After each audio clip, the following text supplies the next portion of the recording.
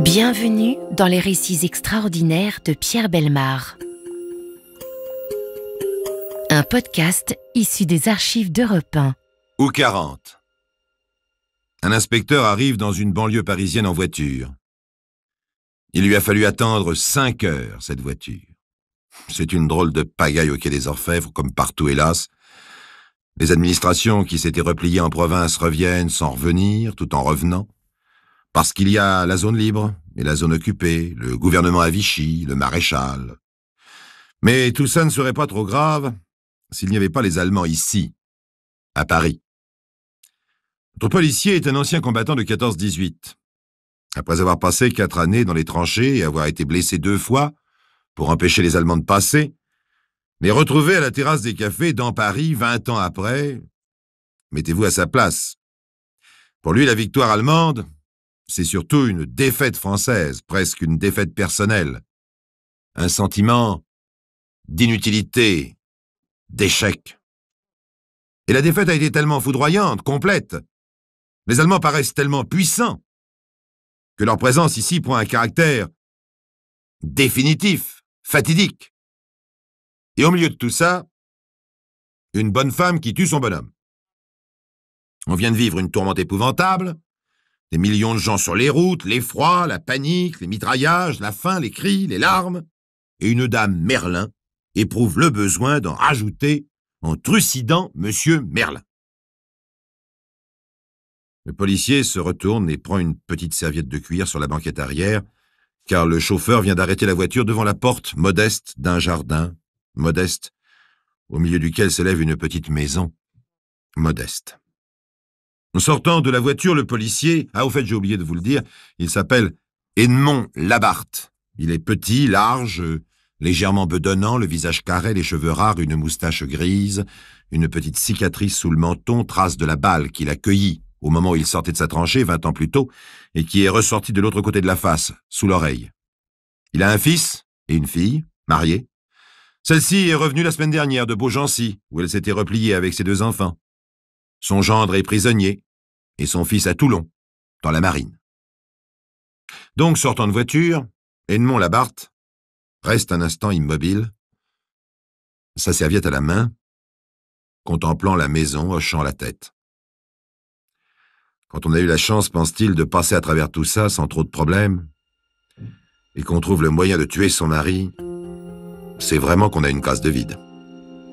Et c'est dans cette disposition d'esprit qu'il pousse la petite porte en fer qui grince.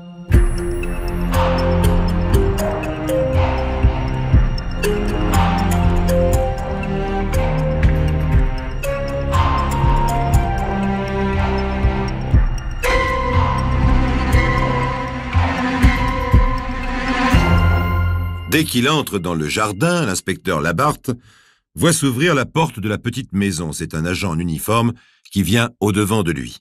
« Le commissaire est là ?» demande Labarthe. « Nous l'attendons, il n'a pas pu rester. »« Je m'en doute, dit Labarthe, qui sait que le commissaire de cette banlieue perdue doit avoir autre chose à faire que d'attendre les gens de Paris pour une histoire de crime domestique alors qu'il doit s'occuper d'organiser la lutte contre les pillards, des distributions de vivres à la mairie, faire face aux réquisitions des Allemands, compter les litres d'essence en stock, tout ça en contrôlant des milliers de cartes d'identité, recherchant des disparus, des casiers judiciaires hypothétiques, en surveillant les malfaiteurs, soi-disant patriotiques, que les prisons grandement ouvertes ont remis en circulation, etc., etc.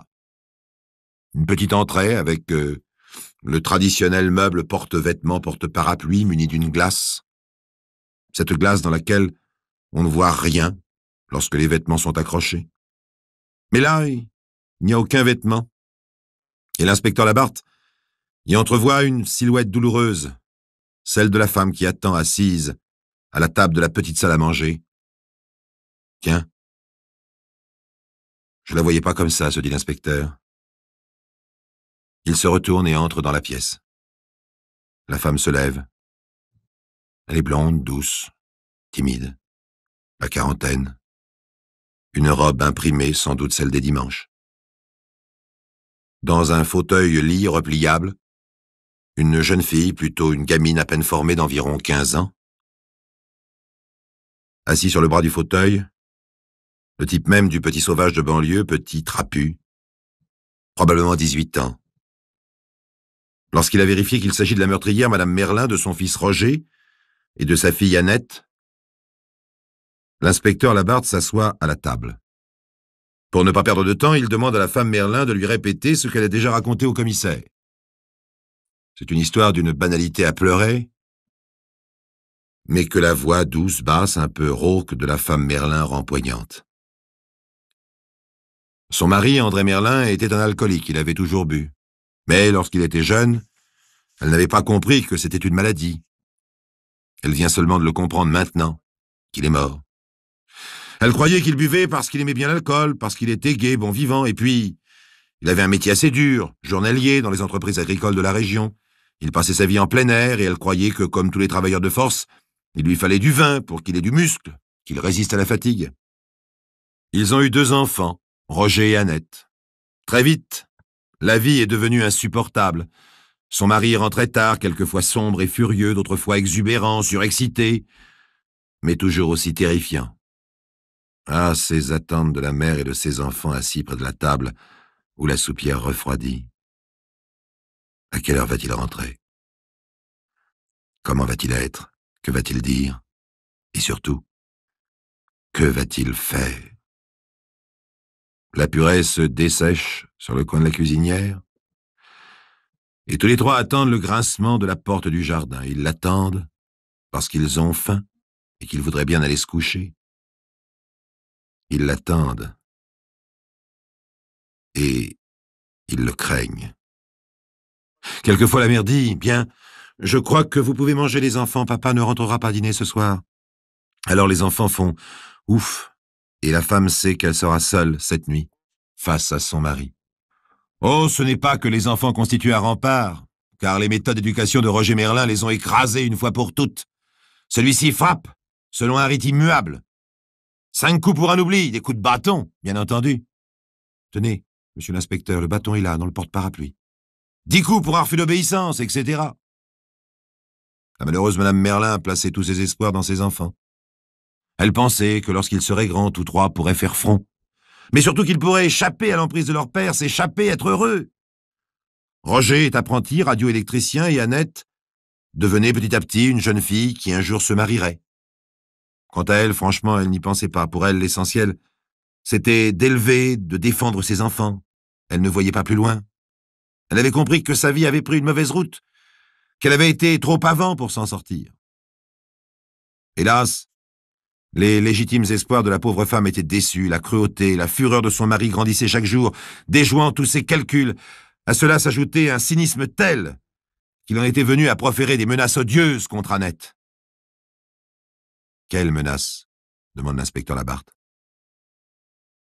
Tous les 3, la mère, les 2 enfants, ne veulent rien dire. On ne peut pas vous répéter ça, dit le fils. La fille, Annette, se met à pleurer. Sa mère dit simplement « On avait peur. » Et peur de quoi? Je me mettais toujours entre elle et lui. À la fin, le soir venu, j'attendais qu'il rentre. Ici, je ne me couchais jamais avant qu'il ne soit couché. Et la guerre, demande l'inspecteur. La guerre? Tous 3 le regardent étonnés, et l'inspecteur Labarthe éprouve une impression curieuse et il comprend. La guerre? Mais elle était là, à domicile, dans cette maison depuis 20 ans. Alors l'autre guerre, c'était vraiment la guerre des autres. On n'ose pas dire la guerre des gens heureux, la guerre des gens qui n'ont rien d'autre à faire que faire la guerre. Alors l'inspecteur ne parle plus de la guerre. Il comprend qu'elle est passée tout autour, qu'elle a léché le grillage du jardin, qu'elle n'a été qu'un sujet d'excitation supplémentaire pour ce dictateur domestique. Comment s'est passé... Enfin, racontez-moi comment il est mort. Car l'inspecteur se sent incapable de prononcer certains mots à propos de cette femme fragile, crispée à la table, tellement crispée que sa fille vient s'asseoir près d'elle et lui prend la main. Le regard de la fille pour sa mère est réellement bouleversant. L'inspecteur Labarthe, qui en a vu pourtant de toutes les couleurs et n'est pas particulièrement sensible, a l'impression que la fille est soulevée par un sentiment d'amour et de reconnaissance éperdu, et en même temps qu'elle veut la soutenir, comme si l'instant le plus difficile était à venir, comme si avoir tué son mari n'était rien. en regard de l'épreuve que constitue le récit de ce meurtre. L'inspecteur sait que, quelquefois, le meilleur moyen d'aider celui dont on attend l'aveu, c'est de le rudoyer. « Allons, parlez !» dit-il d'un ton bourru. Ce soir-là, raconte la femme, il est rentré un peu plus tôt que d'habitude. J'étais là-haut dans ma chambre. Je n'avais pas dormi de la nuit. Quand je l'ai entendu arriver, j'ai enfilé ma blouse pour descendre. Lui, il appelait Annette. Comme elle ne répondait pas, il a crié des mots horribles. Quels mots? Je ne peux pas les répéter. Il faudra bien pourtant. Oui, mais pas là. Bon, continuez. Je suis descendu en courant. Mon mari était déjà dans la cuisine, son bâton à la main. Il menaçait Annette et l'obligeait à se déshabiller. Quand j'ai vu ce qu'il voulait faire, j'ai pris la hachette qui était près de la cuisinière avec le bois à brûler et j'ai frappé là, à la nuque. Combien de fois, demande l'inspecteur. Je ne sais pas, dit la femme. Comme elle laisse tomber sa tête sur la table, l'inspecteur comprend mal ce qu'elle dit ensuite. Il comprend vaguement qu'elle dit plusieurs fois. L'inspecteur regarde le fils et la fille. Le fils, les dents serrées, dit « C'est vrai ». La fille qui tient sa mère dans ses bras et lui embrasse les cheveux, lève la tête un instant pour confirmer. « Oui, monsieur, c'est vrai. Ça s'est passé comme ça. » « Bon, dit l'inspecteur en se levant, puisque vous le dites. Mais j'ai besoin de vérifier. Pour la police, il ne suffit pas de s'accuser d'un crime. Vous comprenez? Ils comprennent. Ils comprennent sûrement. Il n'y a qu'à voir leur regard et l'attitude de la femme qui s'est redressée brusquement.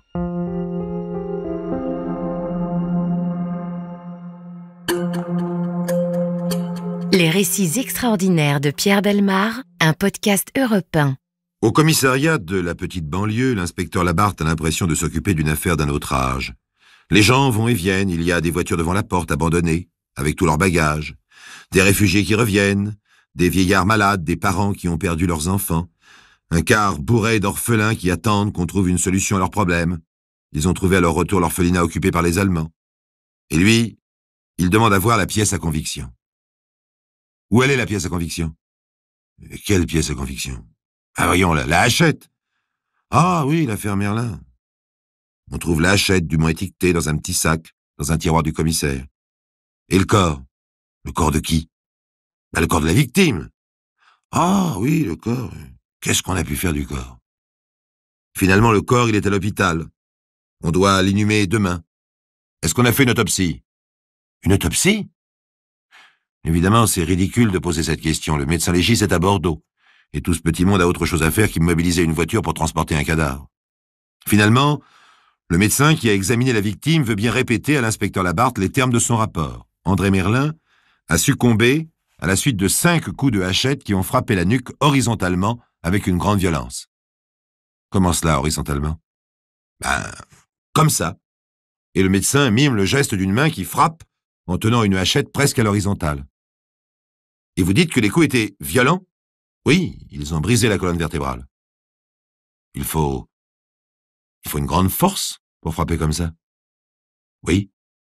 Mais une femme désespérée et furieuse peut avoir cette force. Et puis, d'après ce qu'elle raconte, l'homme était légèrement penché en avant. Enfin, l'inspecteur réussit à avoir le commissaire. Le procès-verbal de la déclaration de la femme Merlin est rigoureusement identique au récit qu'elle vient de lui faire. C'est le fils qui est venu chercher la police après le meurtre de son père.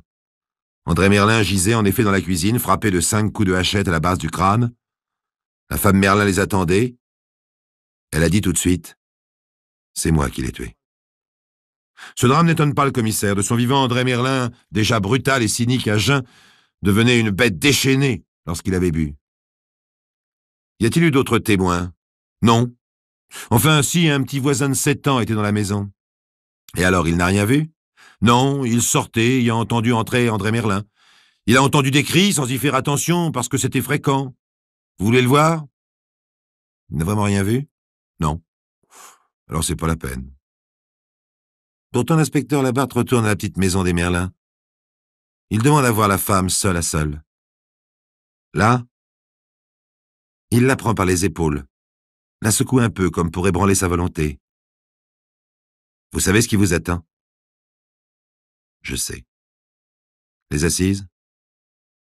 Même si le jury est indulgent, et il le sera, vous irez quand même en prison, plusieurs années de prison.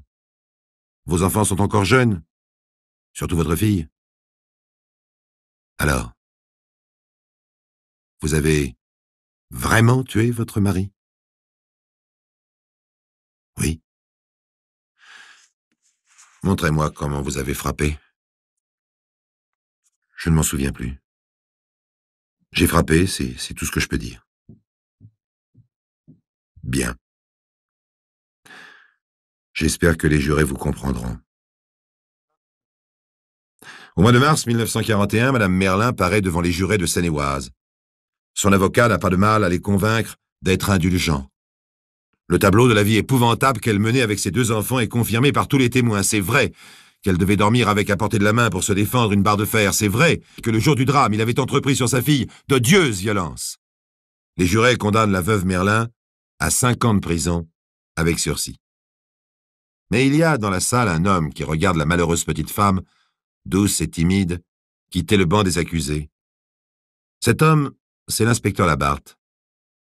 Et il est convaincu, lui, que Madame Merlin n'a pas tué son mari. La vie reprend son cours après le procès de Madame Merlin. Toute la France, Paris et la petite ville de banlieue où le drame s'est déroulé se sont installés dans la guerre. Le fils de Madame Merlin fait une méningite cérébrospinale, échappant ainsi au STO. La fille se marie, puis c'est le départ des Allemands.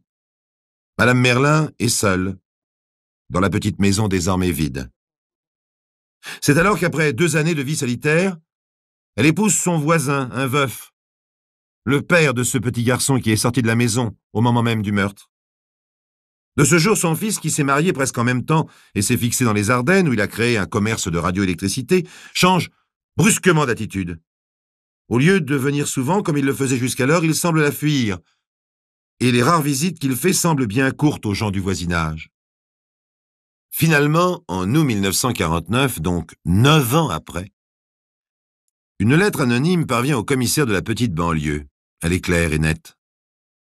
Une erreur judiciaire a été commise, dit-elle. Ce n'est pas Madame Merlin qui a commis le meurtre. C'est son fils, Roger. Le commissaire interroge par téléphone l'inspecteur Labarthe qui a pris sa retraite. Qu'en pensez-vous? Oh, c'est très probablement vrai. Mais à quoi bon? Peut-être en effet le commissaire aurait-il oublié cette lettre anonyme si la même n'avait été envoyée au ministère de l'Intérieur et au garde des Sceaux.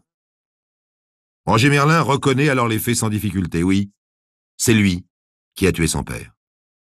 Ce jour-là, son père avait frappé sa mère et sa sœur. Il n'avait cessé de les insulter de la journée.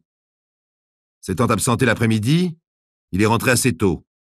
Roger se tenait dans l'atelier à côté du pavillon lorsqu'il entendit son père appeler Annette et redoubler d'injures. Alors il n'y tint plus. Il est entré dans la cuisine, décidé à user de sa force. Mais voyant son père brutaliser sa sœur, une envie de meurtre l'a envahi. Et par derrière, sans rien dire, il l'a frappé de plusieurs coups de hachette. C'est à ce moment-là que sa mère est intervenue. Elle, si douce, si timide, d'un geste brusque, elle a saisi la hachette pleine de sang. « Dites que c'est moi », a-t-elle ordonné. « Vous entendez? C'est moi. » Seulement voilà. Si le commissaire l'a cru, si le médecin l'a cru, si les jurés l'ont cru, un petit garçon, lui, ne la croyait pas. Le fils du voisin. Il a parlé à son père. Et lorsqu'elle a épousé son père, elle a été obligée de lui dire la vérité. Ça commençait à faire beaucoup de gens dans le secret d'un seul coup. Et le fils s'est inquiété. Sans doute, n'a-t-il jamais compris la portée réelle du geste de sa mère et jusqu'à quel point pouvait aller son sacrifice. Il a une femme, elle attend un enfant. Il a craint qu'un jour la vérité ne revienne. que quelqu'un parle dans la famille ou dans le voisinage. Alors il s'est fait menaçant.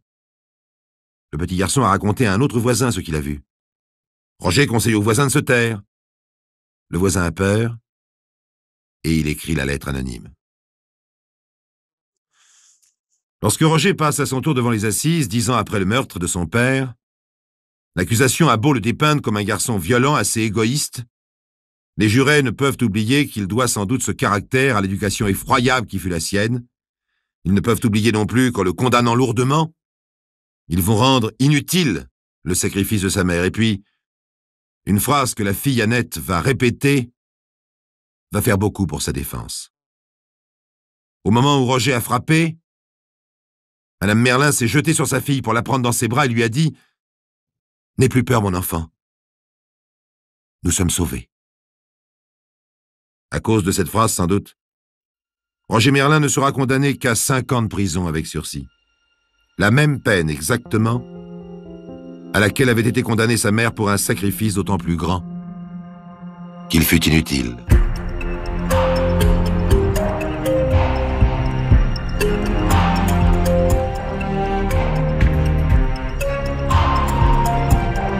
Vous venez d'écouter Les récits extraordinaires de Pierre Bellemare, un podcast issu des archives d'Europe 1.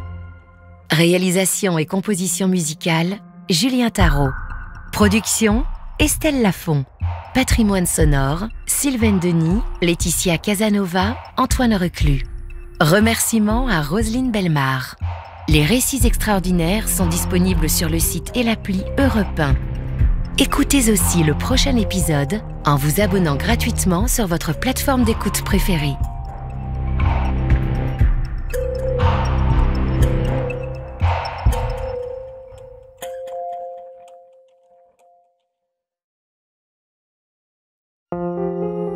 Bienvenue dans les récits extraordinaires de Pierre Bellemare.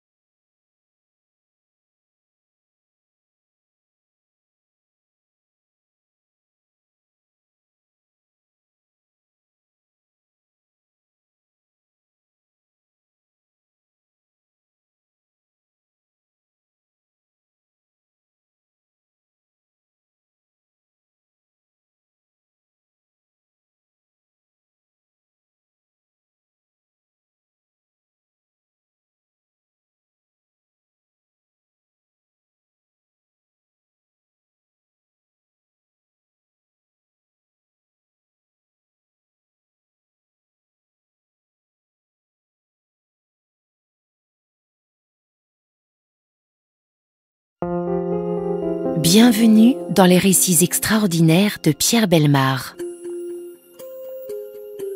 Un podcast issu des archives d'Europe 1. Jacques-Antoine a établi le dossier extraordinaire d'aujourd'hui grâce au récit qu'en a fait le commissaire principal des affaires criminelles de Stuttgart, en Allemagne. Oscar Wilde a dit « Un célibataire est un danger public rien que parce qu'il existe ».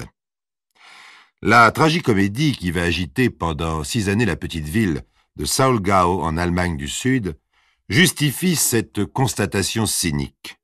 Des fiançailles vont être rompues, des amitiés brisées, d'honnêtes bourgeois vont s'expatrier, des organisations culturelles se désagréger, une femme va mourir.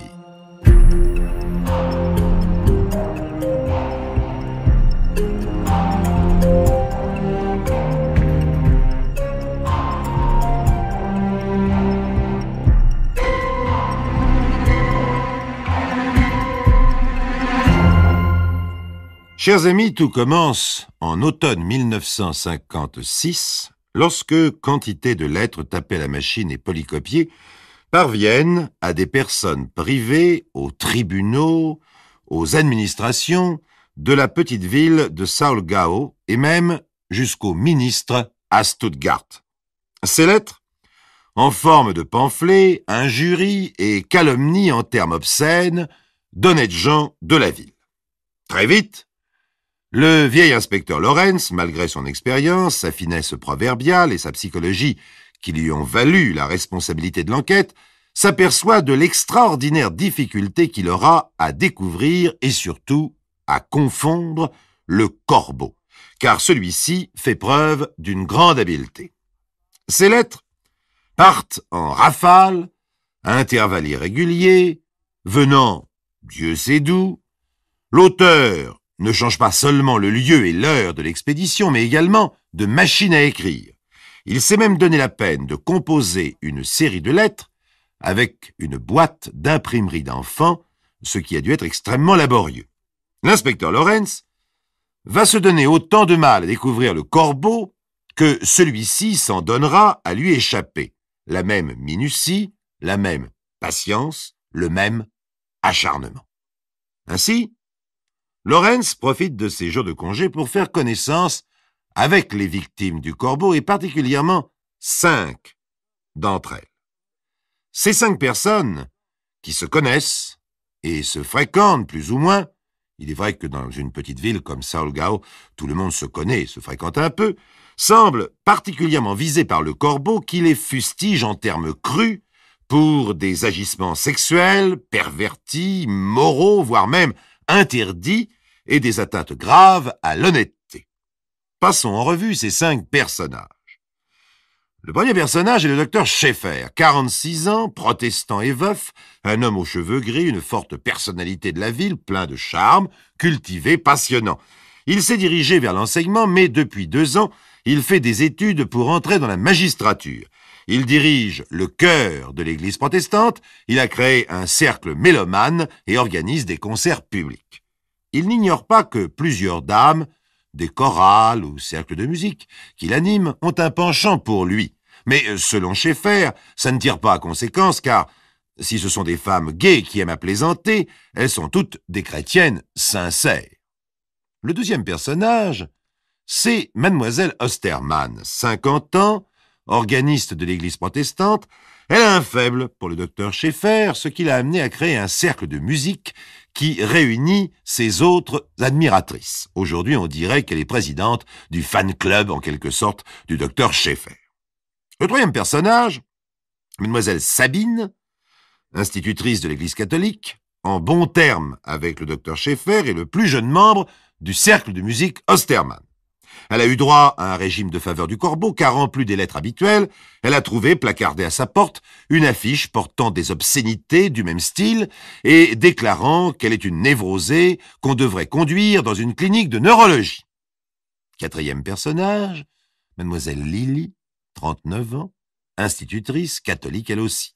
Elle a un bel appartement, possède un piano à queue, bien qu'elle ne soit pas très musicienne. Il faut dire qu'elle espérait se marier avec le docteur Schaeffer. Mais quand apparaissent les premières lettres du Corbeau, Schaeffer et elle ont déjà cessé de se fréquenter et se sont séparés en bons amis. Signalons que le piano à queue de l'institutrice sera souvent cité dans les lettres du Corbeau.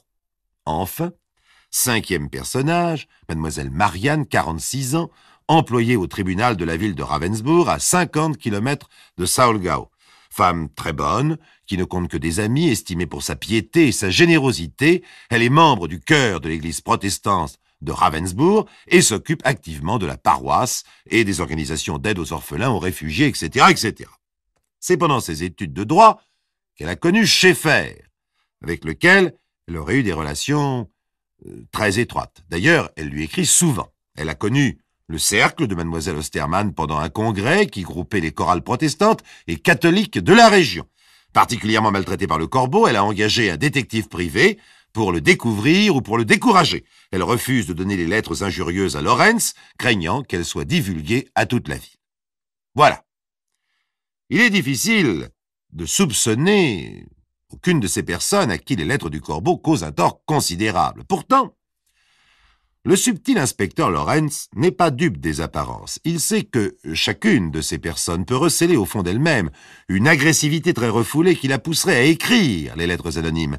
Mais il doit aussi se rendre à l'évidence. Toutes ont apparemment une volonté suffisante pour pouvoir contrôler leurs penchants lorsque ceux-ci sont contraires à leur morale solidement établie. Ensuite, on ne sait pas le mobile qui pourrait pousser chacune d'elles à être le Corbeau. Toutes les raisons qu'imagine Lorenz paraissent bien minces pour pouvoir bousculer leur vertu et bien minces en regard du tort qu'elles se causeraient à elles-mêmes. Fin 1956, Lorenz établit ceci. Premièrement, les lettres ont été tapées sur 5 machines différentes. Deuxièmement, la lettre trouvée placardée à la porte de Sabine ayant été écrite avec un crayon brun à sourcils, le Corbeau est probablement une femme, ce qui exclut le docteur Schaeffer de la liste des suspects. Troisièmement, le papier à lettres et les enveloppes ne fournissent aucun indice, mais les lettres étant postées dans des lieux très éloignés les uns des autres, bien que toujours dans la région, et à des heures très différentes, ils pensent que le Corbeau ne travaille pas à heure fixe ou qu'il a un complice. Quatrièmement, puisque le Corbeau connaît en détail la vie de ses victimes, Lorenz est amené à penser qu'il les fréquente. Cinquièmement, le Corbeau qui emploie des expressions comme « bouc luthérien », cochon d'hérétique et se réfère très souvent à la feuille paroissiale catholique de Saulgau, doit être un catholique fanatique, ce qui exclut Ostermann, la présidente du fan club du docteur Schaeffer, et Marianne, la secrétaire du premier juge à Ravensbourg, qui sont protestantes. Sixièmement, Lorenz pense qu'en accablant les protestants et les catholiques qui participent à la chorale de l'église protestante du docteur Schaeffer, le Corbeau veut faire chasser ce dernier et détruire l'association. Septièmement, le Corbeau fait des fautes d'orthographe, ce qui exclurait les 2 institutrices, à moins bien entendu que ces fautes soient volontaires. Donc, le Corbeau serait à chercher ailleurs que dans ce petit cercle. Alors, Lorenz cherche, et il trouve. Il finit en effet par mettre la main sur une jeune décoratrice d'étalage, ancienne élève de Sabine, qui nie très longtemps et finit par avouer. Oui, c'est elle qui a fabriqué et collé sur la porte de Sabine, son ancienne institutrice, une affiche pleine d'injures. Mais c'est tout. Elle n'a pas écrit les centaines de lettres. Si elle a écrit comme le Corbeau qu'on devrait mettre Sabine dans une clinique neurologique, c'est parce qu'elle pense comme le Corbeau, mais elle n'est pas le Corbeau.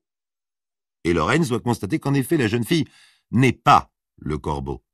Sabine, considérant tout ça comme une méchante plaisanterie d'ancienne élève et comme celle-ci n'a que 16 ans, refuse de porter plainte. Mais l'enquête dure depuis 12 mois, sans résultat.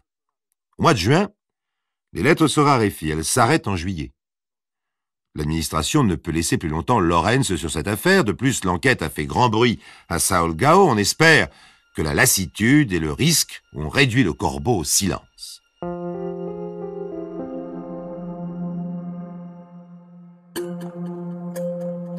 Les récits extraordinaires de Pierre Bellemare, un podcast Europe 1.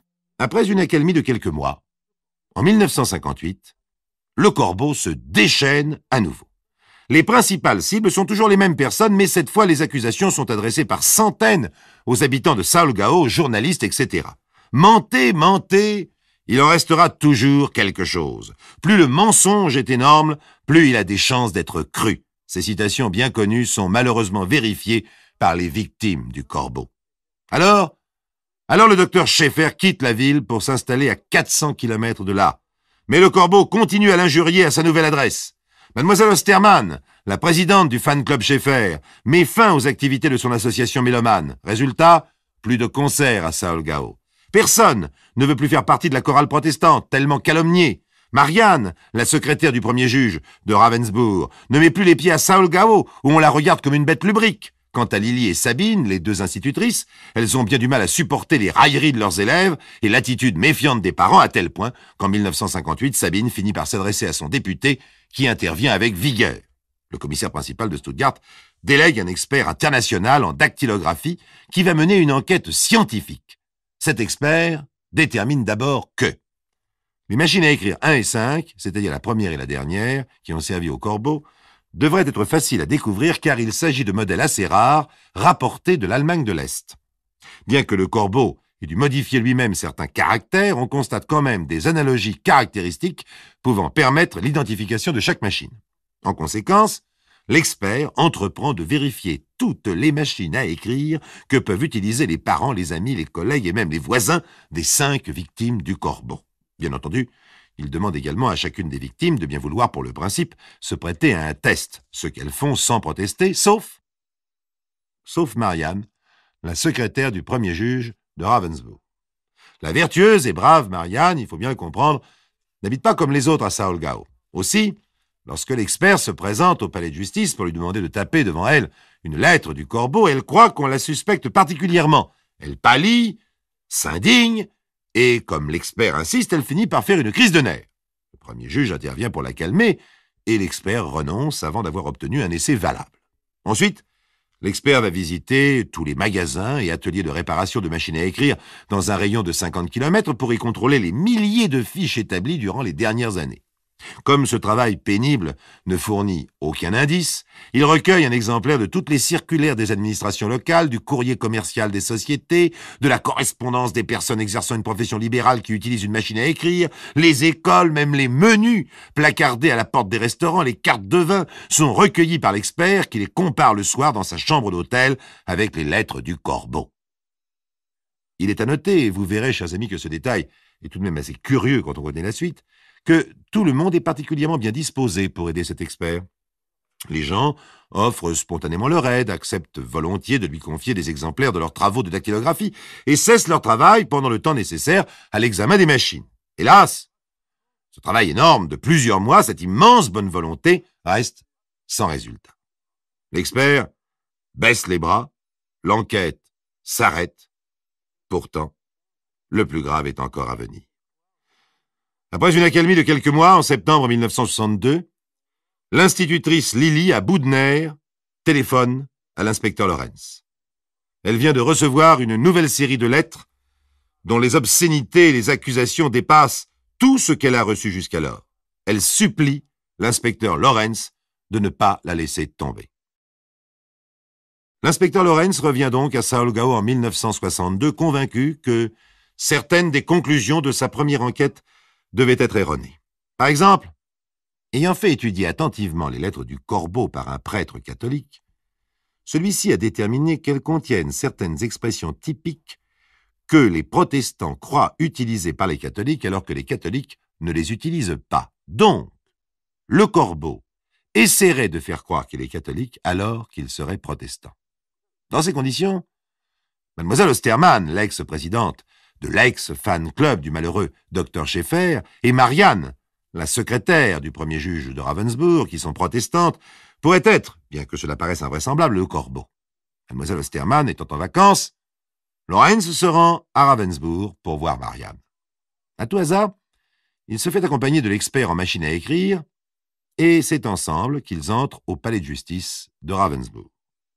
Là, dans la loge du concierge, l'expert, par routine, regarde les murs et voit une notice jaunie tapée à la machine indiquant les heures d'ouverture et de fermeture des bureaux.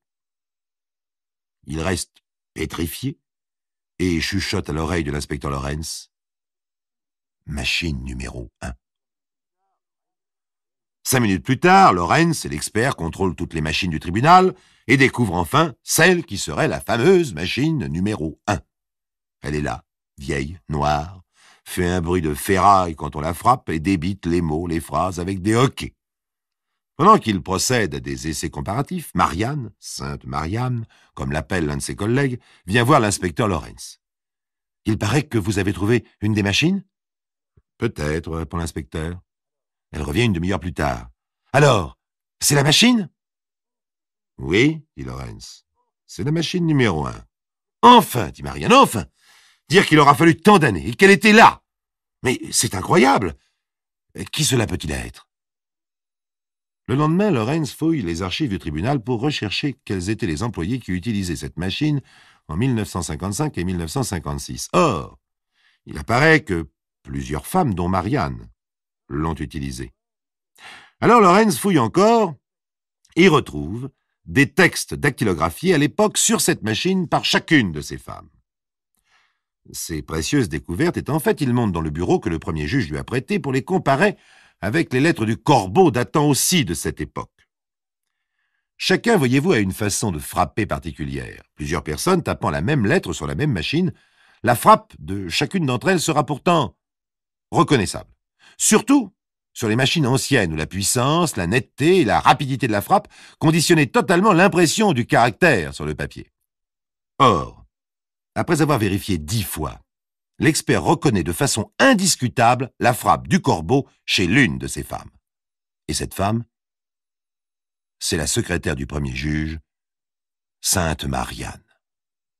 Évidemment, Lorenz la fait immédiatement appeler pour lui demander des explications. Il s'attend à une scène épouvantable, mais non, elle entre, se ressaisit très vite et dit « Mais n'importe qui pouvait entrer ici et écrire sur ma machine. » « Oui, mais n'importe qui n'a pas la même frappe que vous. Certes, mais ça doit être tout de même possible, non ? » « Si, c'est possible, mais reconnaissez que ce serait une curieuse coïncidence. Mais si quelqu'un d'autre a imité ma façon de frapper pour qu'on me soupçonne, il n'y a plus de coïncidence, etc., etc. » L'inspecteur Lorenz fait alors appel à sa conscience de chrétienne. Mais Marianne se contente de répéter « Ce n'est pas moi ». Pour inculper définitivement Marianne, ou pour la disculper, il faut donc trouver d'autres preuves et un mobile valable, car en admettant même que Marianne soit un peu folle, il fallait bien qu'elle soit poussée par un mobile quelconque pour avoir pendant 6 ans joué les corbeaux. Lorenz se souvient alors qu'elle lui avait déclaré lors de la première enquête avoir eu avec le docteur Schaeffer des relations très étroites. Il téléphone à Schaeffer. « Chers amis, imaginez cette scène étrange. L'inspecteur a en face de lui Marianne, qui est assise dans un fauteuil, et il a Schaeffer au téléphone. Il demande à celui-ci de lui parler de sa liaison avec Marianne. Schaeffer tombe des nues et paraît consterné. « Vous entendez, mademoiselle ?» Le docteur Schaeffer a l'air très étonné. Il prétend qu'il n'y a jamais rien eu entre vous. « Ah bon? Et pourquoi, alors, venait-il me voir en 1955 ?»« Vous avez entendu, docteur ?»« Oui, bien sûr, oui. J'allais la voir parce que je voulais devenir avocat et je me renseignais auprès d'elle parce qu'elle était versée dans les affaires de justice. C'est tout. »« Parlez-lui donc de la fête Dieu en 1956, demande Marianne. »« Oui, je me souviens, dit Schaeffer, au cours d'un congrès. Elle ne m'a pas quitté d'une semelle. »« Et à Combourg ?»« Oui. J'y faisais un stage, dit Schaeffer. Et elle est venue me relancer, ce qui m'a beaucoup ennuyé. Et les lettres, et les fleurs, et les cadeaux que je lui ai envoyés. »« C'est vrai, dit Schaeffer. Mais j'ai dû lui écrire de mettre fin à ce jeu ridicule, sans résultat d'ailleurs. »« Elle vous en envoie toujours, demande Lorenz. »« Oui, répond Schaeffer. »« Je lui ai dit que je l'aimais, dit Marianne. »« C'est vrai, dit Schaeffer. Elle me l'a dit. Mais qu'est-ce que vous voulez que j'y fasse ? » ?»« Il a quand même continué à venir me voir, dit Marianne. »« Moi ? » ?»« Ah si, c'est vrai. J'ai été la voir 2 ou 3 fois. Lorsque j'ai voulu lui faire signer une plainte contre X, contre le corbeau. D'ailleurs, le plus drôle, chaque fois que je l'ai revu, ça a été pour parler du corbeau. Et le corbeau, c'était peut-être elle. L'institutrice Sabine confirme à Lorenz que Schaeffer lui avait demandé conseil en 1957, car il ne savait plus comment se conduire vis-à-vis de Marianne.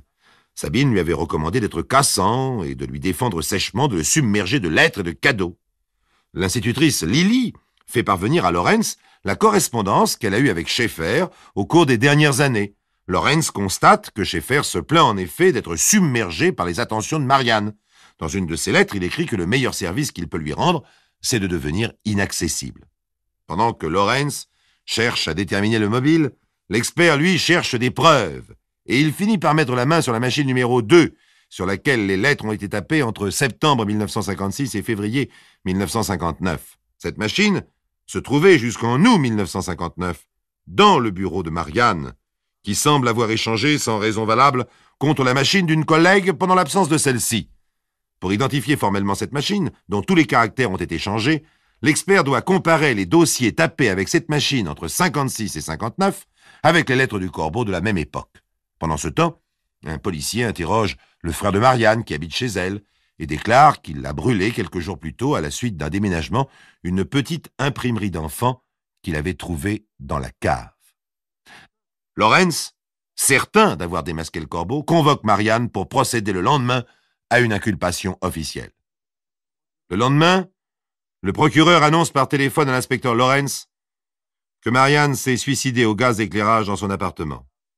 À côté de son cadavre, il a trouvé une lettre adressée à son frère et 9 feuillets dactylographiés adressés à l'inspecteur Lawrence et qualifiés de complément à mon interrogatoire. Dans ses notes, elle se défend d'être le corbeau. Un neveu de Marianne apprend à l'inspecteur que le frère de Marianne a séjourné dans une clinique psychiatrique. Un docteur qui analyse le comportement de Marianne déclare qu'elle avait une disposition paranoïaque, ce qui expliquerait qu'elle ait pu ressentir à la fois l'amour et la haine vis-à-vis de Schaeffer. Après l'enterrement, l'inspecteur Lawrence se trouve dans une situation bizarre. La population se retourne contre lui qui aurait poussé au suicide cette chrétienne irréprochable. Après 6 ans d'enquête infructueuse, certains pensent que l'inspecteur Lawrence est bien content de pouvoir accuser une morte. Dans ces conditions, le procureur préfère qu'on fasse le moins de publicité possible à cette affaire et les pauvres institutrices Lily et Sabine voient avec une grande amertume qu'on fait maintenant le silence pour sauver l'honneur de Marianne, mais rien pour les réhabiliter, elles, les victimes. D'ailleurs, l'institutrice Lily est très embarrassée car elle a reçu une lettre de Marianne qui lui déclarait son intention de se suicider. Lasse d'être, comme toi, un jouet brisé entre les mains criminelles du corbeau, moi qui n'ai jamais fait de mal à personne, etc. Lily se souvient alors que chaque fois qu'elle avait été invitée par son amie Marianne, en revenant de chez celle-ci, elle était prise de vomissements et elle croyait à une affection d'estomac. Or, lorsque Lily cessa de visiter Marianne, elle n'en souffrit plus jamais. C'est le seul soupçon que formulèrent jamais les victimes du corbeau, peut-être parce qu'elles pratiquaient la charité chrétienne.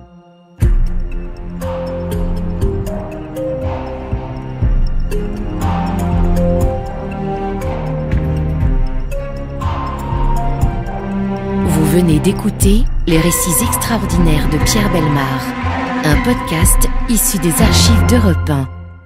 Réalisation et composition musicale, Julien Tarot. Production, Estelle Lafont. Patrimoine sonore, Sylvaine Denis, Laetitia Casanova, Antoine Reclus. Remerciements à Roselyne Bellemare. Les récits extraordinaires sont disponibles sur le site et l'appli Europe 1. Écoutez aussi le prochain épisode en vous abonnant gratuitement sur votre plateforme d'écoute préférée.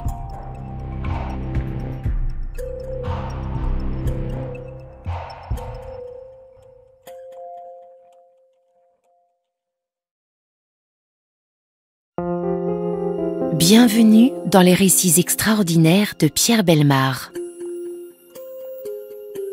Un podcast issu des archives d'Europe 1. Monsieur Guéret Albert Brun, 27 ans, rencontre mademoiselle Mathilde Blonde, 24 ans. On n'a pas le droit quand on est aussi moyen, taille moyenne, nez moyen, yeux moyens, bouche moyenne, intelligence moyenne, revenu moyen, santé moyenne et situation au-dessous de la moyenne, d'épouser une femme aussi moyenne avec une taille moyenne, un nez moyen, des yeux moyens, etc. Le résultat en est un mariage on ne peut plus moyen, en blanc tout de même, car nous sommes en 1938, dans une guinguette des environs de Rueil, précédant un voyage de noces très au-dessous de la moyenne, à Trouville. À la gare Saint-Lazare, tandis que les jeunes mariés agitent leurs mouchoirs par la fenêtre, la mère de la jeune épousée pleure. Tous les moyens sont bons pour une belle-mère qui veut jouer son rôle, selon la tradition. Tous les moyens, y compris les larmes. Elle saura en user et en abuser.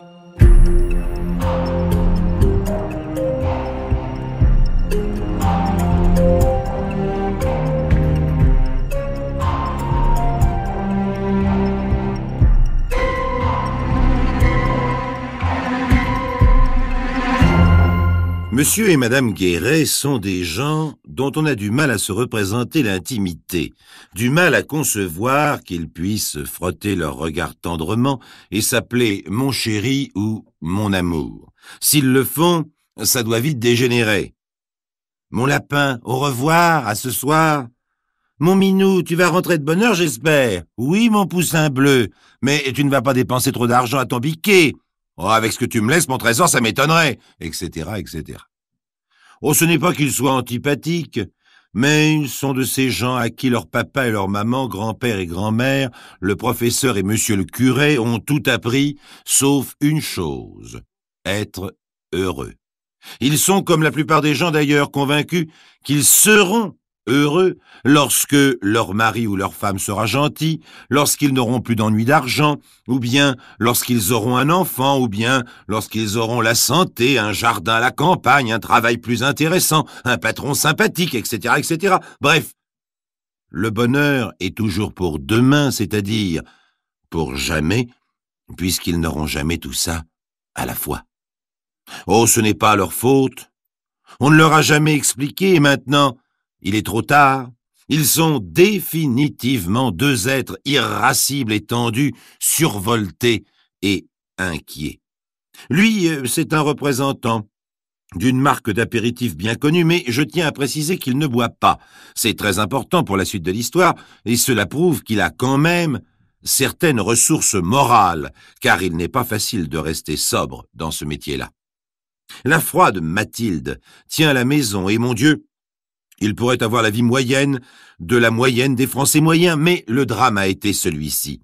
Lorsqu'après le voyage de noces, après quelques jours ou quelques semaines de vie en commun, ils se voient enfin tels qu'ils sont. Évidemment, ça n'est pas drôle.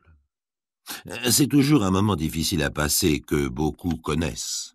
Mais cette épreuve, qui se surmonte généralement, là, ne peut être franchie, parce que Monsieur Guéret, eh bien, il voit double. Il voit double.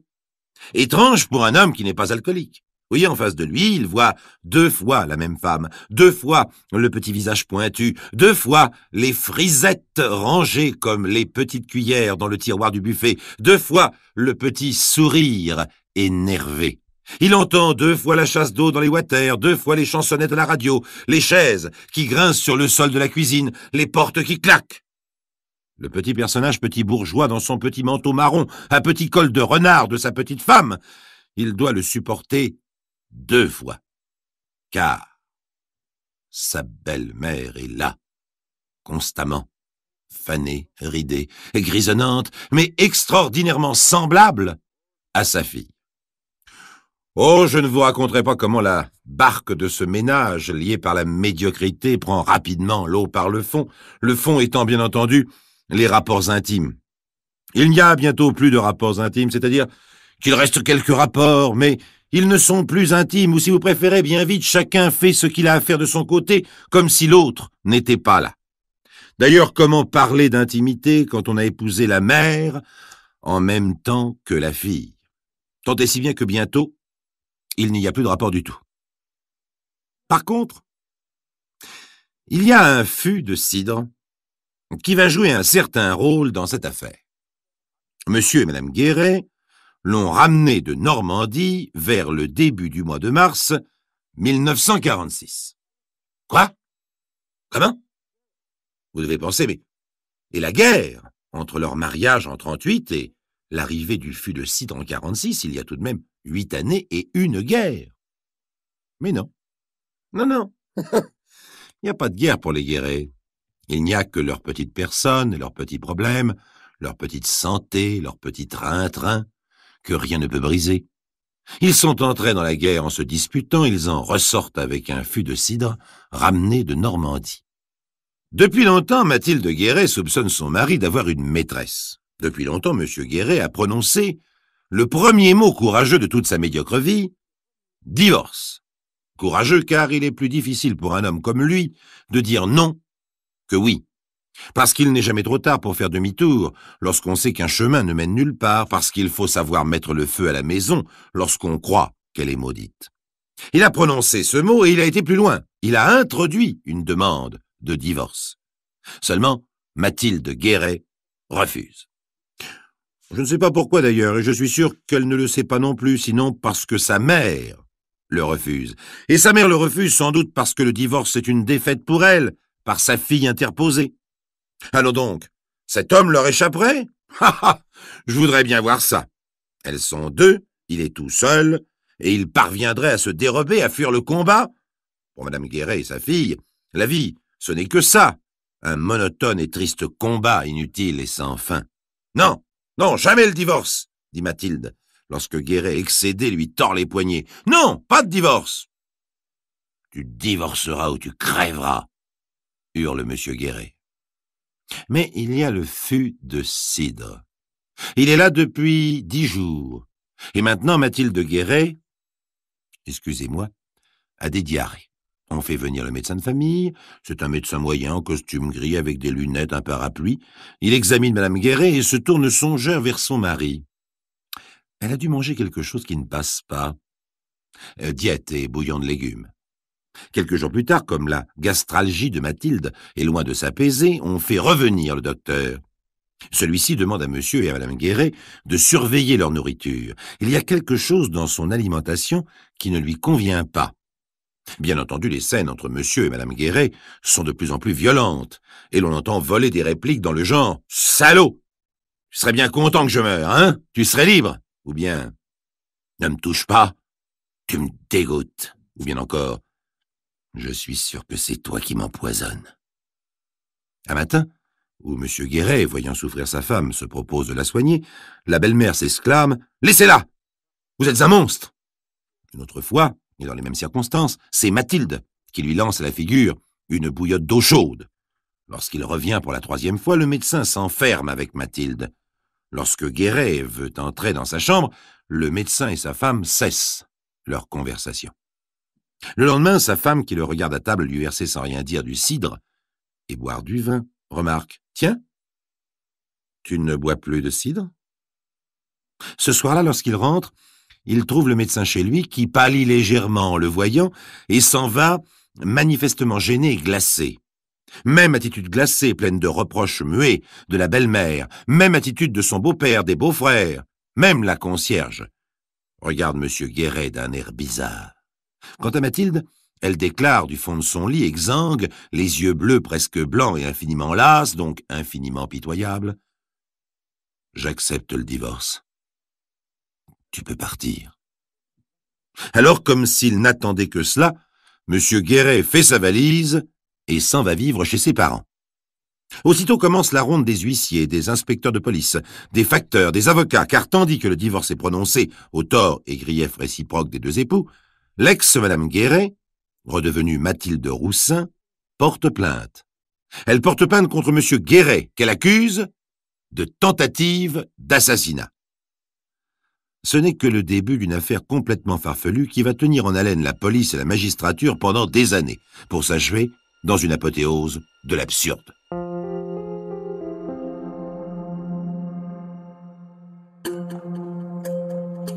Les récits extraordinaires de Pierre Bellemare, un podcast Europe 1.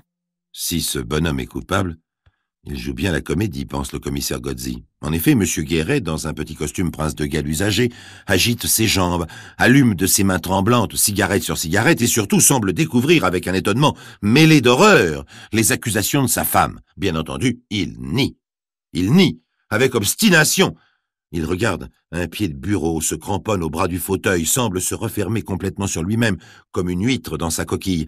Il ne voit plus que ce pied de bureau qui est là depuis si longtemps qu'il a fini par faire un trou dans le parquet, et répète sur tous les tons, avec une émotion contenue, « Mais c'est faux, voyons, monsieur l'inspecteur, c'est faux.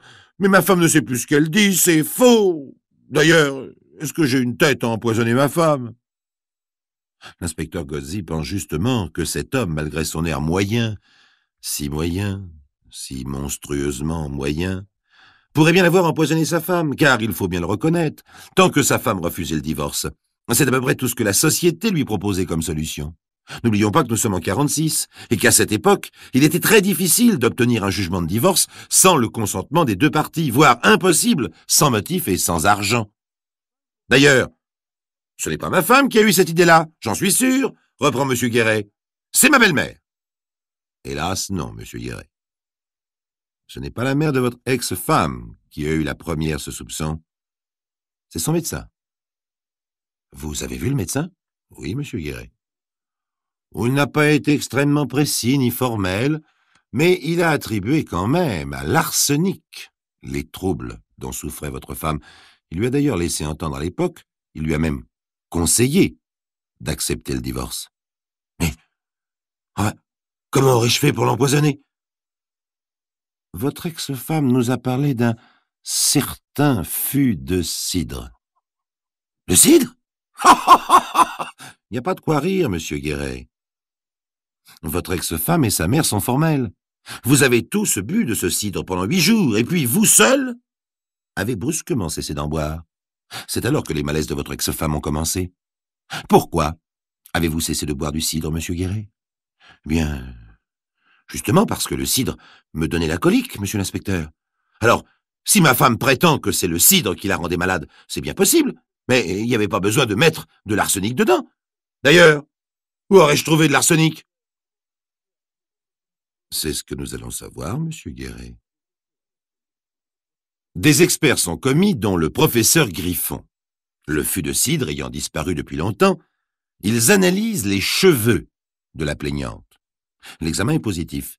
Il révèle des traces d'arsenic. On sait que l'arsenic est un poison qui chemine à travers les cellules avec une vitesse qui est toujours égale. On peut donc déterminer assez facilement, grâce au niveau auquel le poison est parvenu, la date à laquelle l'arsenic a été administré pour la première fois. Or, si l'on tient compte de la longueur dont les cheveux s'allongent, 1,5 cm par mois en moyenne, les résultats de l'expertise correspondent aux accusations. M. Guéret est donc inculpé de tentative d'empoisonnement par le juge M. Marquiset et l'instruction commence. Au début, tout va mal pour ce pauvre M. Guéret. Une avalanche de témoins, notamment tous les membres de son ex-belle famille, s'acharnent à dresser de lui un portrait hallucinant. Comment tant d'égoïsme et de méchanceté, d'avarice et de libertinage, tant de vices, pourrait-il se loger dans un personnage aussi moyen? Pourtant, le juge d'instruction doit bien l'admettre, M. Guéret avait une maîtresse. Il voulait divorcer, il menaçait sa femme de la tuer si elle refusait. Enfin et surtout, le juge d'instruction découvre que M. Guéret peut accéder, dans un entrepôt de la société qu'il emploie, à des bonbonnes contenant un produit dératisant à base d'arsenic. Cette fois, M. Guéret est à un cheveu de passer devant les assises pour tentative d'homicide volontaire. Quand je dis à un cheveu, vous allez voir que c'est le mot exact. Guéret a pris un avocat, l'un des plus grands, maître Albert Naud. Or, maître Albert Naud n'est pas un grand avocat par hasard, mais parce qu'il est consciencieux lorsqu'il prend un dossier à cœur et parce qu'il est curieux de tout. Cette histoire de cheveux l'intrigue, et il demande à sa femme si son coiffeur lui paraît être un homme suffisamment instruit de son métier et digne d'être invité à dîner. Oui? Alors invitons-le. C'est ainsi, devant une table élégante, que l'avocat dévoile au coiffeur de sa femme les secrets du dossier Guéret. Alors, qu'en pensez-vous? Ça me paraît vraisemblable, dit le coiffeur. Les déductions des experts sont logiques, même indiscutables, sauf... Sauf quoi? Sauf si la femme de votre client se décolore les cheveux. Pourquoi? Parce que les produits employés pour la décoloration ralentissent de moitié la pousse des cheveux. Maître Albert Naud voit aussitôt Le parti qu'il peut tirer de cette révélation, car si les cheveux de l'ex-Madame Guéret se sont allongés 2 fois moins vite que l'on ne le pensait, cela reporterait à une période très antérieure à l'arrivée du fût de cidre, le moment où l'arsenic a été absorbé. Lors d'une réunion suivante chez le juge d'instruction, Maître Alberno attend avec impatience le moment où il sera question des cheveux de Madame ex-Guéret. Elle est là devant lui, avec son petit visage pointu, surmonté de cheveux blonds, où les bouclettes sont rangées comme les petites cuillères dans le tiroir du buffet. Enfin, quand le moment lui paraît venu, l'avocat, comme s'il s'agissait d'un détail insignifiant, presque d'une curiosité personnelle, demande « C'est votre teinte naturelle, madame ?» Pincé, redressant dans son fauteuil sa petite silhouette, levant le plus haut possible sa quadruple rangée de petites cuillères blondes, Madame Guéret riposte. « Mais bien sûr !»« Vous êtes donc naturellement blonde ?»« Oui, enfin, je suis blonde. » L'avocat, qui sent une hésitation, insiste. « Aussi blonde que vous l'êtes là ?»« Non, je suis blonde châtain. »« Châtain? Avec des reflets blonds, peut-être. Oui, c'est ça. Vous faites peut-être une légère décoloration. » Oui, et une teinture. Ouf! L'avocat a saisi, on peut le dire, la chance par les cheveux. Les experts sont convoqués et on procède à de nouvelles analyses avec la correction proposée par le coiffeur qui s'est avérée scientifiquement exacte.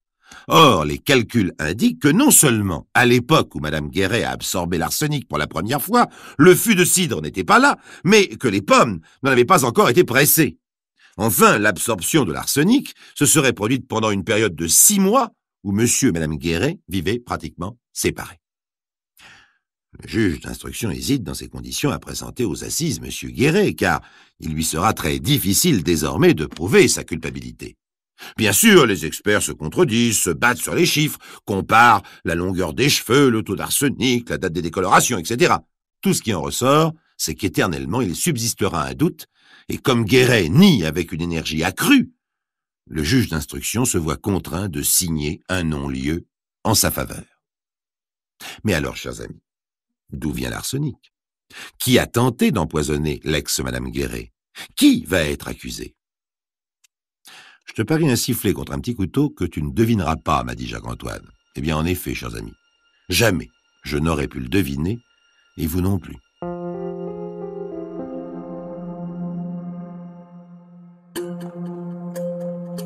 Les récits extraordinaires de Pierre Bellemare, un podcast Europe 1. Je vous disais donc, chers amis, qu'après une bataille d'experts, le juge d'instruction se voit contraint de signer un non-lieu en faveur de M. Guéret. Mais alors, chers amis, d'où vient l'arsenic? Qui a tenté d'empoisonner l'ex-Madame Guéret? Qui va être accusé? Je vous le donne en 1000. Quelque temps après son non-lieu, M. Guéret dépose contre son ex-femme une plainte en dénonciation calomnieuse. Son raisonnement est simple. Il porte contre sa femme une monstrueuse accusation. Elle s'est empoisonnée elle-même. Elle m'avait dit un jour, assure M. Guéret, « Non, je ne divorcerai pas, et s'il le faut, je t'emmerderai jusqu'au bout. » Je n'avais pas compris ce que ça signifiait. Maintenant j'ai compris. Elle s'est intoxiquée elle-même en calculant les doses de façon à être simplement malade. Puis elle m'a accusé, elle voulait me perdre. Ah, comme on envie la petite souris qui, du fond de son trou, quelque part, dans notre vieux palais de justice, dans le bureau du juge d'instruction, a la chance d'assister à la confrontation de M. Guéret et de son ex-femme. « Si ce n'est moi, c'est donc toi » s'exclame le mari. « Moi » répond la femme. « J'aurais couru le risque de mourir, je tiens trop à la vie. » La thèse se défend. Le dossier est solide. C'est à la fois très amusant, compliqué et délicat. Les magistrats, inutile de vous le dire, ne voient pas sans inquiétude arriver la date où l'affaire doit être jugée devant la 17e chambre correctionnelle. Aussi, les pressions ne manquent pas pour amener M. Guéret à retirer sa plainte. Finalement, lorsque l'affaire viendra devant la 17e chambre, M. Guéret, l'ancien inculpé devenu plaignant, ne sera pas là pour réclamer la réparation morale du franc de plus en plus symbolique de dommages et intérêts.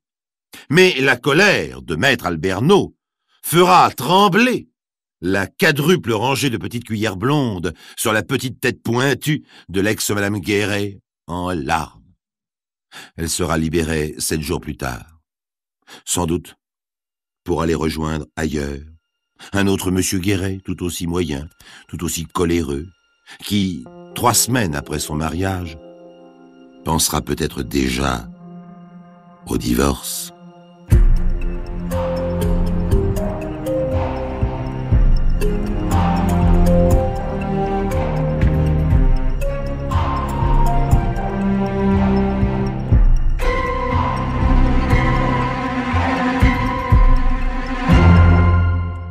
Vous venez d'écouter Les récits extraordinaires de Pierre Bellemare, un podcast issu des archives d'Europe 1.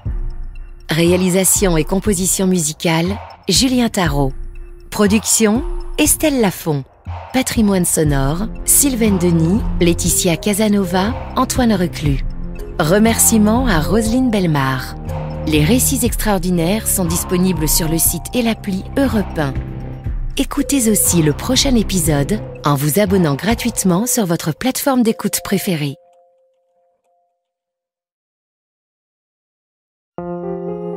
Bienvenue dans les récits extraordinaires de Pierre Bellemare.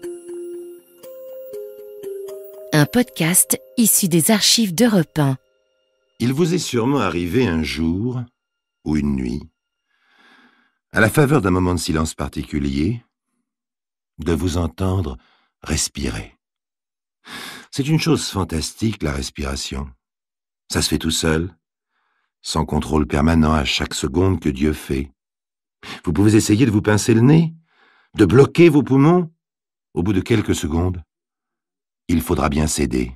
Quelque chose de plus fort que vous, de plus puissant que votre propre volonté, vous oblige à respirer quand même.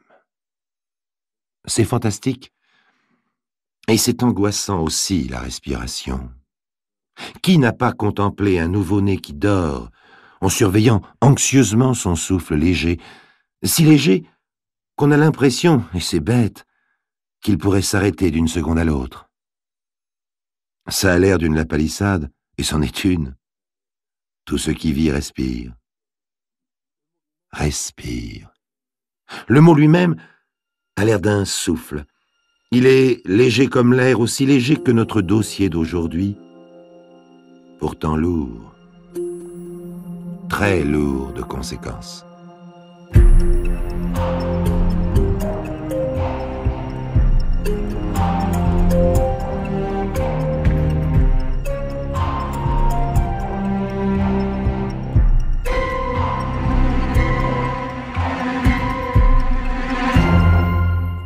Richard Corbett est un petit garçon bien élevé, extrêmement bien élevé. Il a 7 ans. Son père est un monsieur distingué, important et anglais. Il est diplomate. Sa mère est une jolie dame, douce, blonde et française. Richard parle français avec un accent qui fait rire ses petits camarades. Son précepteur tente de le faire disparaître, mais au profit d'un accent du Midi qui embrouille tout. Le précepteur est natif de Montpellier. Richard a aussi une grand-mère anglaise, galloise avant tout. Une vieille dame environnée de dentelles qui vit loin de Richard au pays des vacances, un pays plein de chevaux et de moutons, le pays de Galles. Richard adore sa grand-mère. Elle l'autorise de temps en temps à servir le porto au salon quand il est encore en vacances au manoir. Et c'est un plaisir éblouissant que d'attraper à 2 mains la carafe de cristal, de verser le vin doucement sans faire tomber de gouttes et d'apporter le verre jusqu'au fauteuil de grand-mère. Aujourd'hui est un jour bizarre.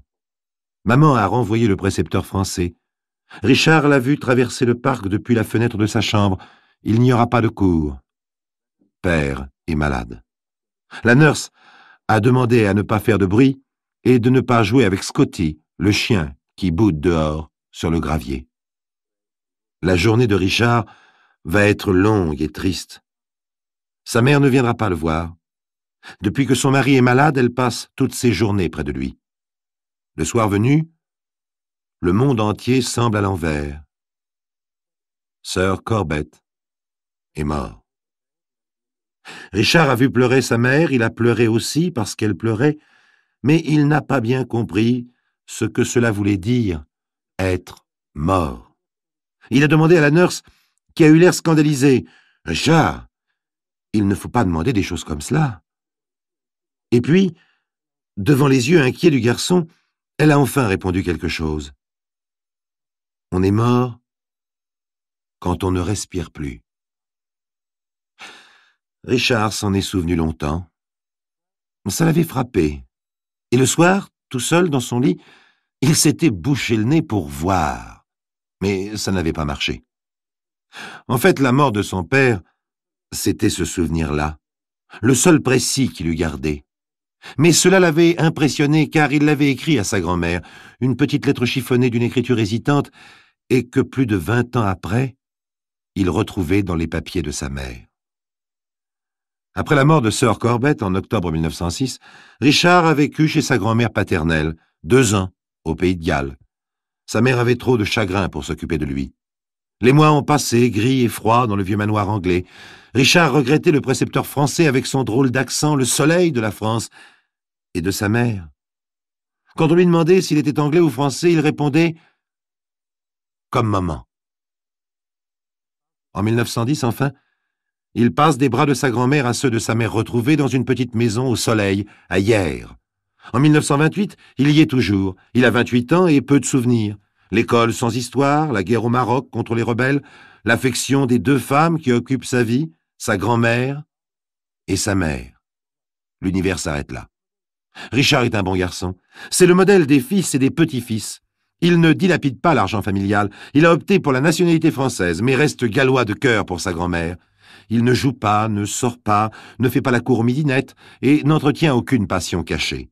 Si les certificats de bonne conduite existaient pour les grandes personnes, l'abbé Boyer, qui fréquente la maison, le lui donnerait sûrement. Maintenant, nous savons l'essentiel sur Richard Corbett, et croyez-moi, je ne vous cache rien de lui. Il ne s'agit pas d'une façade. Il ne cache pas derrière des manières de fils dévoué, de militaire courageux, et de façon un peu sévère, une âme de voyou ou de criminel. Non. Richard Corbett est beau, jeune. Il adore sa mère et sa grand-mère. Il a un tempérament doux et conciliant. Maintenant, nous allons aborder un événement dans la vie de ce garçon, un événement qui va faire de lui quelqu'un d'autre. Du moins, pensons-nous que cet événement transforme Richard Corbett. Mais au fond, peut-être pas.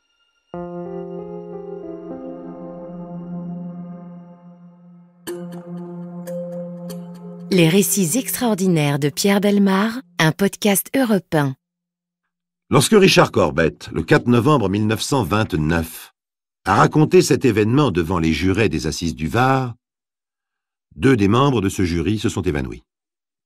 Un chroniqueur de l'époque écrit « Il régnait dans les débats une atmosphère d'émotion si intense que les assistants la supportèrent péniblement. » Si vous le voulez bien, je me contenterai donc de vous raconter cet événement par ordre chronologique en m'aidant des propres déclarations de l'accusé.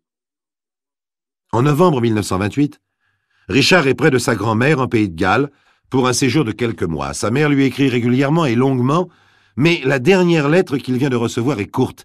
L'écriture est hachée, inquiétante. « Mon cher fils, je ne te l'ai pas dit pour ne pas t'inquiéter, mais depuis juillet, je suis bien malade. Le docteur Valmire est venu ces jours-ci et m'a parlé d'une opération urgente. Je n'ai pas bien compris ce qu'il m'a expliqué, mais j'ai peur, et tu n'es pas là. Je deviens folle. Réponds-moi télégraphiquement. » Richard Corbett ne prend pas le temps de répondre. Il fait ses bagages le jour même et à son arrivée à Hyères se présente chez le docteur Valmire avant même de rejoindre sa mère. Le médecin hésite à peine devant l'affolement du jeune homme. Je l'ai examiné il y a quelques jours, et pour ne pas l'affoler, je lui ai parlé d'une petite opération. Mais c'est plus grave. Elle a un cancer. Richard n'est pas homme à se laisser abattre.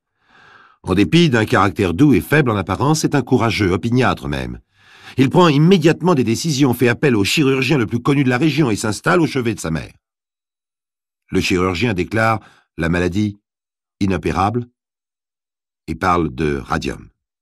Nous sommes en 1928, je vous le rappelle. Richard tente l'expérience dans une clinique privée. Après plusieurs séances, sa mère semble aller mieux et Richard, qui ne la quitte pas, vit d'espoir pendant quelques semaines. Pas longtemps. car la rechute est grave. Le radiologiste estime qu'il n'y a plus rien à faire. À son avis, la science a donné tout ce qu'elle pouvait. Désespéré, à nouveau, Richard frappe à toutes les portes des sommités médicales de l'époque, aussi bien en France qu'en Angleterre. Là aussi, on lui parle de radiation, de limites de la science. Sa mère est intransportable, et il cherche seul de spécialistes en charlatans de Glasgow à Paris. On essaie une ceinture électromagnétique sans résultat, bien entendu. De plus en plus, les réponses sont les mêmes autour de Richard. Il faut abandonner. Il n'y a plus rien à faire. La science est impuissante. Il n'y en a plus que pour quelques mois. L'évolution de la maladie est rapide. Madame Corbett est entrée dans une phase de douleur insupportable. Nuit et jour, heure après heure, Richard se bat contre la douleur. Il supplie le médecin de faire quelque chose.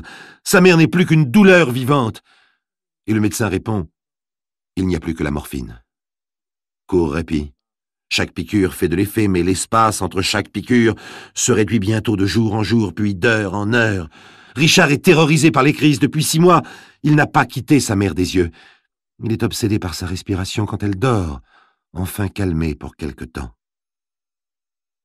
Il se prend à souhaiter que cette respiration s'arrête pendant son sommeil. Il la guette curieusement, cette respiration, désespérée, et soulagé en même temps de la voir reprendre éternellement son rythme saccadé, comme si la vie se moquait de la douleur endormie, prête à hurler de nouveau. Le 7 mai 1929, Richard est épuisé. Plus rien ne calme sa mère, qui gémit sans interruption dans une sorte de coma douloureux. Elle ne le reconnaît même plus. Quand elle ouvre les yeux, c'est pour supplier sans le voir. Quand elle parle, c'est pour supplier sans l'entendre.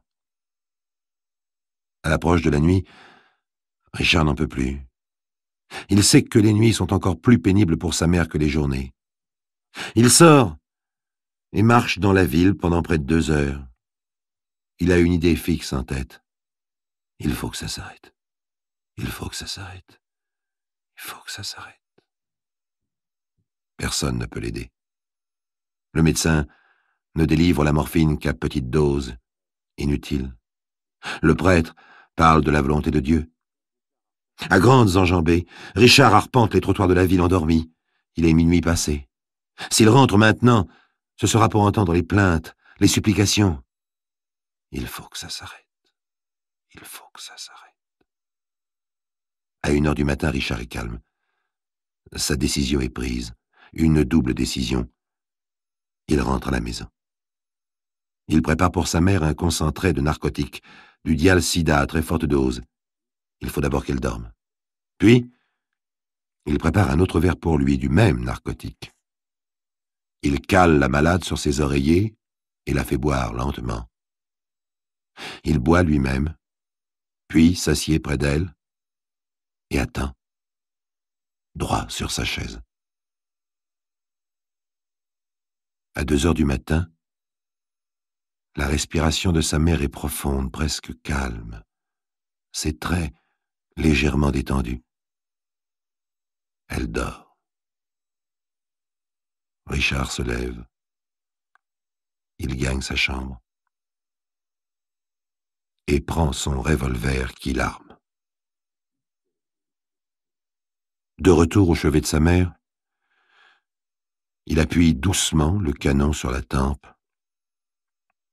et tire, à bout portant. Cela, c'était la première partie de sa décision. Richard était encore lucide. Mais le choc de l'acte accompli et les narcotiques l'abrutissent complètement. Il raconte. « J'ai failli tomber. Je me suis agrippé au cadre de la porte. J'avais l'impression que des fourmis glacées montaient le long de mes vertèbres jusqu'à mes cheveux. J'étais dans le couloir, houleux. Les murs bougeaient, les lumières étaient floues. Je n'arrivais pas à fixer les choses. J'ai dû tomber par terre et y rester longtemps. À l'aube, je suis retourné dans la chambre. Je l'ai regardé. J'ai ramassé le revolver et j'ai tiré sur moi. Le coup était bien dirigé, en pleine poitrine. Richard est tombé sur le lit de sa mère. C'est un rescapé que l'on juge devant les assises du Var. La balle a frôlé la pointe du cœur, perforé le poumon et s'est logée sous l'omoplate gauche. Pendant sa convalescence à l'hôpital d'Hyères, Richard Corbett a écrit une longue lettre au journal Le Matin qu'il a publiée le 29 mai 1929 sous le titre « Pourquoi j'ai tué ma mère ». Ce document qui figure dans les pièces de notre dossier est un plaidoyer en faveur, je cite, « des martyrs auxquels la loi devrait accorder le droit de la mort libératrice ». Richard Corbett y demande aux médecins la création d'une sorte de conseil supérieur destiné à prendre ce genre de décision. Il estime en effet que seule la médecine est capable de trancher et qu'il est inhumain de laisser décider seul un individu isolé. L'affaire Richard Corbett s'est déroulée en 1929. Il y a donc près d'un demi-siècle de cela. Et vous le savez, l'actualité ces jours-ci s'est emparée d'un autre dossier. La plupart de nos magazines publient cette semaine la photo d'une jeune américaine de 21 ans, Karen Ann Killian. Cette jeune étudiante est dans le coma depuis 6 mois et ses parents, vous le savez, ont demandé à la justice du New Jersey de leur accorder un droit, celui de laisser mourir leur fille. Or, le juge, Robert Muise, en rendant son verdict, vient à nouveau de refuser une décision judiciaire en répondant « c'est à la science de trancher ». Ainsi, malgré les progrès réalisés en 50 ans, il semble bien que l'euthanasie ne soit toujours pas une affaire de justice. Souvenez-vous, en novembre 1962, le fameux procès de Liège, une jeune femme avec l'aide de sa mère, de sa sœur, de son mari et de son médecin, cette jeune femme qui avait empoisonné elle-même sa petite fille, un bébé de quelques semaines, à l'aide d'un biberon empoisonné. Pourquoi? La thalidomide. Inutile de vous rappeler les visions d'épouvante liées à ce nom. La cour de Liège acquitte la famille et le médecin.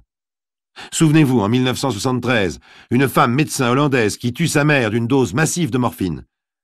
Dans ces cas-là, la justice admet ce qu'elle appelle le meurtre par compassion. Et lorsqu'il y a condamnation, ce sont la plupart du temps des condamnations de principe.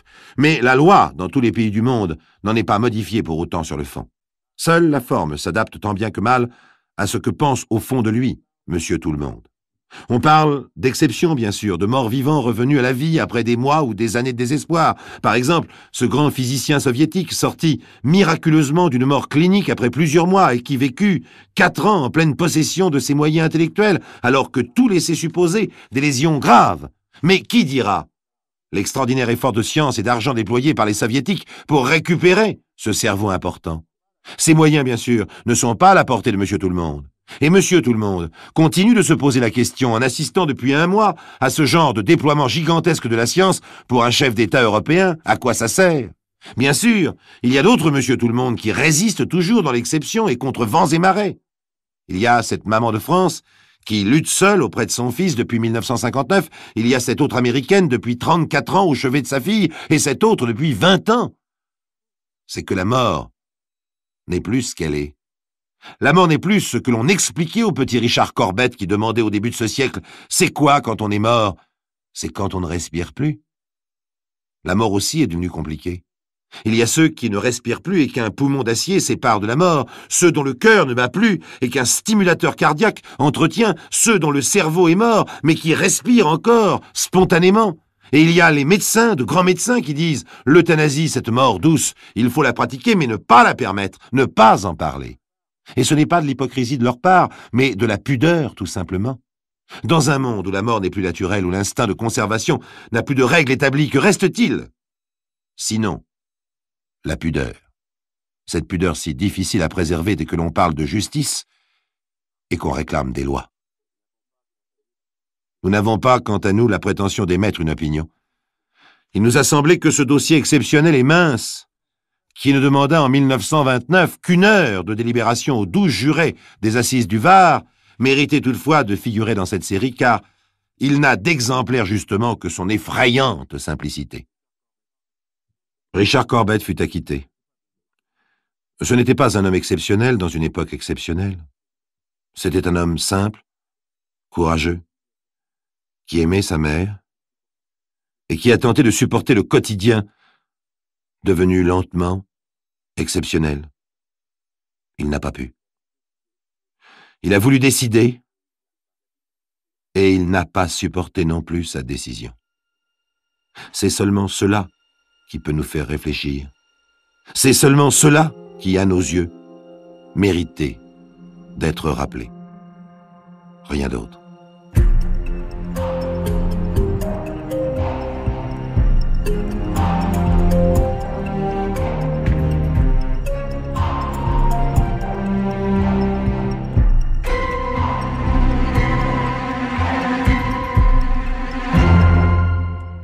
Vous venez d'écouter Les récits extraordinaires de Pierre Bellemare, un podcast issu des archives d'Europe 1. Réalisation et composition musicale, Julien Tarot. Production, Estelle Lafont. Patrimoine sonore, Sylvaine Denis, Laetitia Casanova, Antoine Reclus. Remerciements à Roselyne Bellemare. Les récits extraordinaires sont disponibles sur le site et l'appli Europe 1. Écoutez aussi le prochain épisode en vous abonnant gratuitement sur votre plateforme d'écoute préférée.